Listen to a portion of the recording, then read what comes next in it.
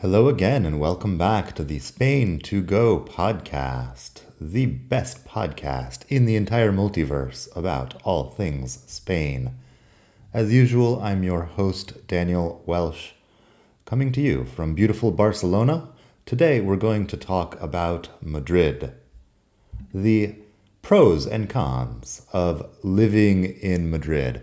I have a similar article about Barcelona, but since Madrid is my first Spanish love, I'm going to talk about that first. A little bit of backstory. I moved to Madrid in 2004. I was 21, almost 22 years old. It was a dumb thing that people do when they're 21 years old, but it worked out really well. I spent about 13 years living in Madrid. It was great, and I still love it. I still go back all I can. So let's talk about the pros and cons of living in Madrid. I guess we could take into account that I'm also from the US and from sort of an unexciting place in the US. I grew up in the desert outside of Phoenix. I don't know what it's like now, but it was pretty minimal back in those days. We had a house and then just a lot of desert around, so there was not much to do. Living anywhere has its pros and cons, but moving to a European capital after all this time in the desert with nowhere to go and nothing to do was very exciting. Living abroad generally can be quite exciting, and I was basically giddy with emotion for my first 2 or 3 years in Madrid and in Spain. Now, a lot has happened. I'm a bit more conscious of the cons, but that doesn't mean I've forgotten about the pros. There are some things that are always going to be amazing and wonderful about Madrid life. So let's talk about pros and cons. For every pro here, I've tried to find a complementary con, because often they're two sides of the same coin.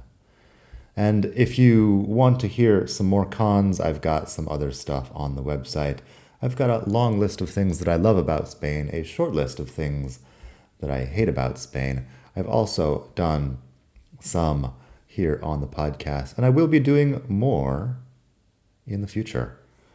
Anyway, let's talk pros and cons. Our first pro is Madrid's excellent public transport. Madrid's system of public transport is among the best in the world. At least that's what they say. I haven't been everywhere in the world, obviously, but it's definitely good, and they're constantly pouring tons of money into improving it. The metro that we know today is about twice the size as it was when I arrived. There are new neighborhoods on the metro that before were sort of outlying areas where it was a bit difficult to arrive. Places like Villaverde are now really close to Puerta del Sol, when in the past you had to take a metro to Legazpi and then take a bus from some dusty bus depot on the outskirts. The buses are also pretty good, and the suburban trains. The bus network has not been updated very much in recent years, but the metro is all the time. The suburban trains, well, the cercanías, they're definitely good and always on time, except for a couple of the lines that go from the south that are a bit difficult in rush hour. You can basically always count on the cercanías trains in Madrid to be on time, which is great. The prices are not bad. Every time the metro monthly pass goes up 40 cents, there's a huge public outcry, and it hasn't happened too much recently. The prices are still pretty good compared to other world cities. Also, unlike a city like London, everything here is pretty close together. In London, for example, 45 minutes seems like right around the corner because everything is just so far away. Here you can be relaxing in a small mountain town in 45 minutes from Plaza Castilla, or from a lot of places. The city is just smaller, so the transport generally is faster. On the other hand, there is a con, which is the awful work schedules.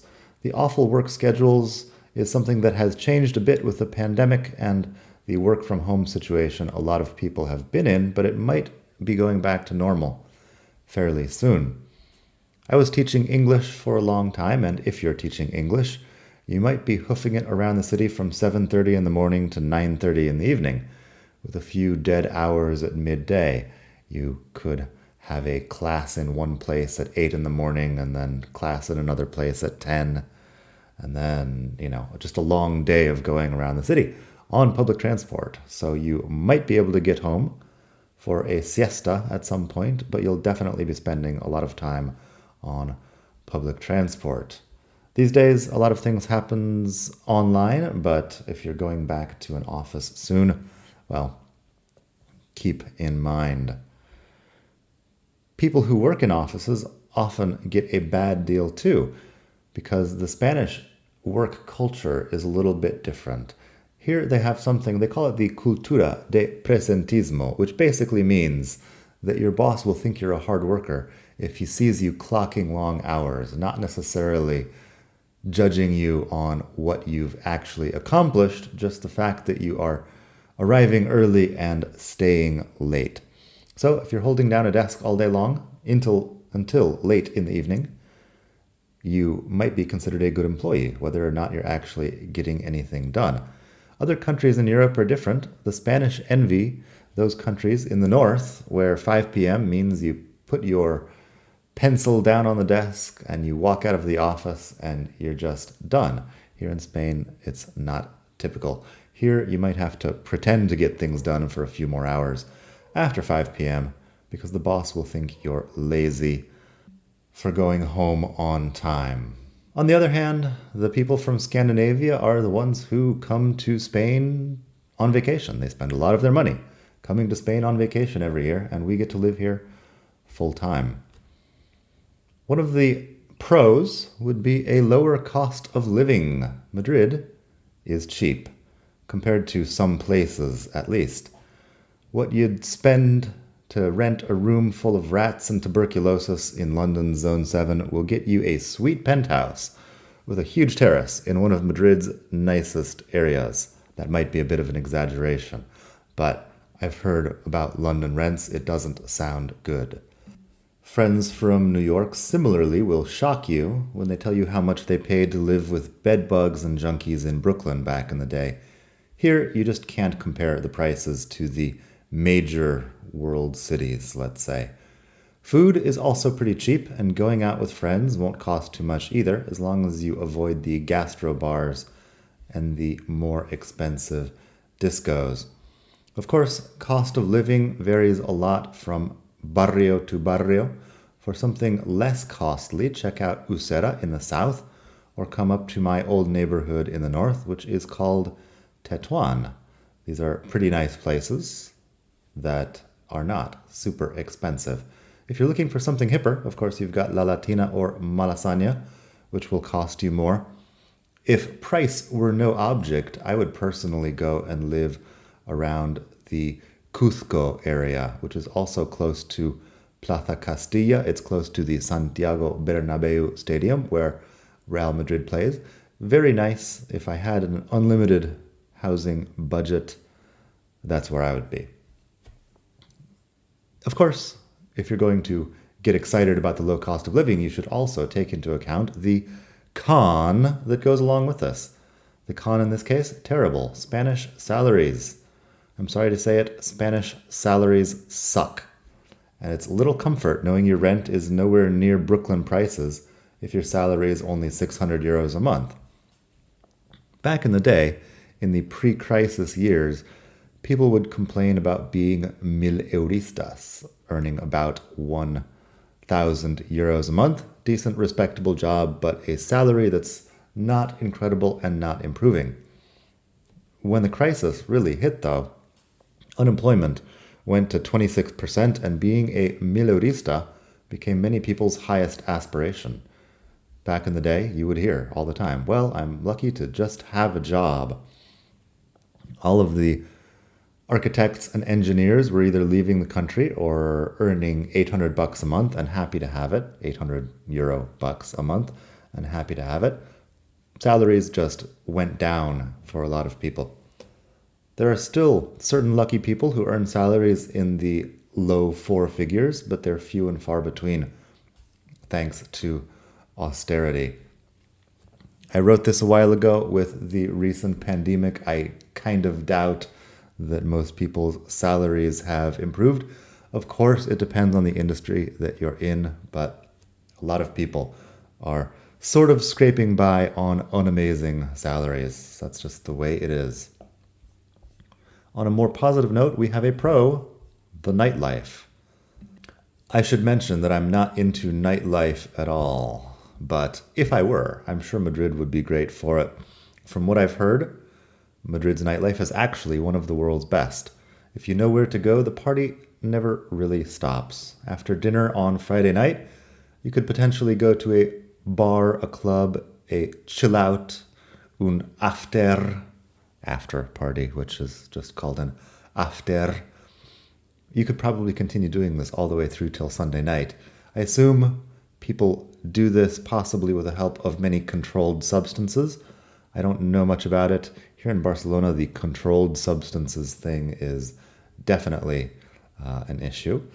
But yes, it is possible that the people who are partying all the time are coked up out of their minds. In any case, you do not have to take it to that extreme. You can go out after work and stay out until 3 a.m. and possibly, feel reasonably good the next day. Madrid is one of those cities that's often busier at 3 a.m. than it is at 10 a.m. The party on Gran Via, the traffic jam on Gran Via in the middle of the night is bigger than the one in the morning a lot of the times.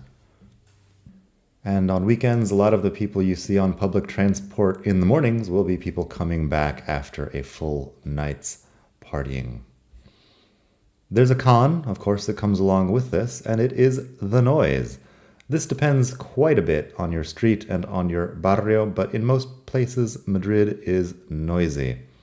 Where I lived in Tetuan, it was pretty quiet compared to other places, but still, during the day, there's usually some sort of construction or roadworks happening outside. At night, there were the garbage trucks at 1 a.m. There was a disco that would close at 6. There were the kids coming out and breaking stuff in the surrounding streets after the disco. It would sometimes make sleep a bit difficult when the windows were open in summer. An extra con could be that Spanish air conditioning is a joke, that you might have air conditioning or you might not, but it also probably won't work very well. I guess that's a topic for another day. If you live on one of the main streets, you'd better hope for double windows and really good AC, because otherwise you're going to be dealing with noise 24/7. Have I mentioned also some other place that people shout a lot? Well, yeah, apparently telling kids to shut up is not part of most Spaniards' parenting strategy, so people end up being sort of loud. Often, when they're adults, they're very loud. And that could happen. These people could be your neighbors. They could be walking by outside your window at 2 a.m, being loud. So, Madrid is known for being one of the louder places in Europe. Another pro is the food. I like Spanish food a lot. The typical Spanish foods involve few ingredients and they are simple and high quality. It's nothing elaborate. It's nothing like French or Italian cuisine. It's just wholesome, good cooking like grandma used to make if you had a Spanish grandma. Some of the classics you should try in Madrid are tortilla de patatas, potato omelet. You could have a good paella. Find a good place for paella and you'll be fantastic. Have some meat, have some cochinillo, which is suckling pig. You can have some fish, which will usually be prepared in a very simple fashion with garlic, lemon, parsley. You could have some pork ear if you're feeling adventurous. Chorizo, of course, is part of the appeal, part of the name of my blog, The Chorizo Chronicles. is how important it is to my Spanish life. I personally like the squid ring sandwiches with alioli, which are popular in some of the old man bars. There's several places around Plaza Mayor that make a lot of production out of the squid ring sandwich. Of course, there's a lot of other fish too. I'm not a huge fish person, but Madrid's wholesale fish market is one of the busiest in the world. I believe it's right up there with Tokyo for wholesale fish. So yeah, great food. On the other hand, in recent years, you've got all these gastro bars which have been popping up. A lot of them are kind of disappointing. What I would recommend is that you find some immigrant-owned restaurants. Pick a cuisine. We have a lot of stuff. I love a lot of the Chinese places around Plaza España. There's also great Peruvian food. I would assume other countries in South America. There's sushi, there's Ethiopian, there's food of all kinds. You can go around like in any other big city and try all kinds of things. You don't need to limit yourself to Spanish food. Of course, all of this brings us back to one of the cons, which is the meal schedules. When I first arrived in Spain, my flatmate Javi was frustrated to no end with my meal schedule. He'd come home from work at 6:30 or 7 and see me digging into a plate of pasta, and he'd say, "What is this? Lunch? Dinner? This is not a time to be eating pasta." He was apparently serious about this. He really objected to large meals at 6:30 or 7. On the flip side, if your metabolism is used to substantial breakfasts, lunch at 12 and dinner at 6, you're going to spend a lot of time in Spain hungry and frustrated. First off, because Spanish breakfast is usually tiny. It's often something small like a piece of toast and some coffee, or a cup of tea and one cookie. After that, people usually tide themselves over with a second breakfast at 10 or 11. Lunch is at 2, maybe a bit after, and dinner is at 9 or 10. You could have a snack in the middle of the afternoon. However, if you're used to a completely different schedule, it could be difficult. These days, this is changing a bit. More and more restaurants have a kitchen that's open all afternoon and evening, maybe from 12 to 12. But even in the most touristy areas, there are still plenty of places you'll find shuttered all through what you consider to be dinner time. Often the places will open for lunch from 1 to 4:30 or so. From 5 to 8 they'll be closed, and then they'll reopen at 8 for the dinner shift. Intermittent fasting is popular, and it definitely helps to get through this. Our next pro is the social life. My favorite part of living in Madrid is that there are people from all over the world. My personal Madrid social life involves people from literally dozens of countries, and there's always something going on. The expat community is huge and constantly renewing itself, which is a good thing and a bad thing. Sometimes your friends, you will make friends, and they will move away 2 years later, and you're back to square one. However, if you work at it, you can have a pretty good social life with people from all countries. You can also try hanging out with the locals. There's a bit of debate in expat circles about whether making a lot of Spanish friends is even possible. A lot of people tend to marry into a Spanish family, and that's how they get a Spanish social circle. Others struggle for years to make a lot of Spanish friends. I have a few Spanish friends, but mostly international people because we just have more in common with each other. In any case, there's always time to go to the bar, to have a 3-hour lunch, or to spend a couple of weeks stuffing yourself with sweets and celebrating the never-ending holiday season. More about that in my episode on Christmas traditions, of course. Expat Thanksgiving is one of my favorite times of year. Imagine Thanksgiving at home, but with 10 times more wine and people who are often much more fun than your family. You make the turkey, I'll buy the booze. Call me. The final con, though, is that you might never go home, and this, of course, is either a pro or a con, depending on how you think about it. If you have some big life plan that requires you to become a Wall Street banker or an actress in LA, good for you. But Madrid's probably not the place for that.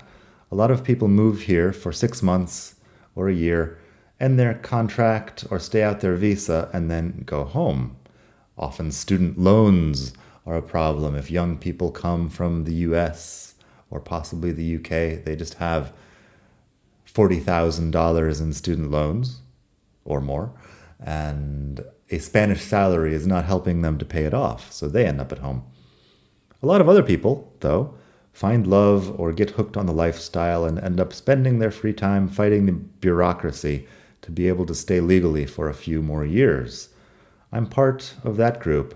I was only really supposed to be in Spain for 8 days back in 2004, and here I still am in 2022 at this point.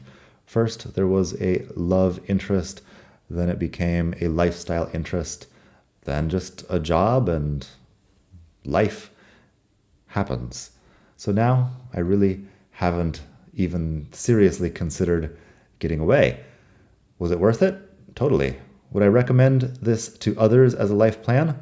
Not really. I did my thing, and you should do yours.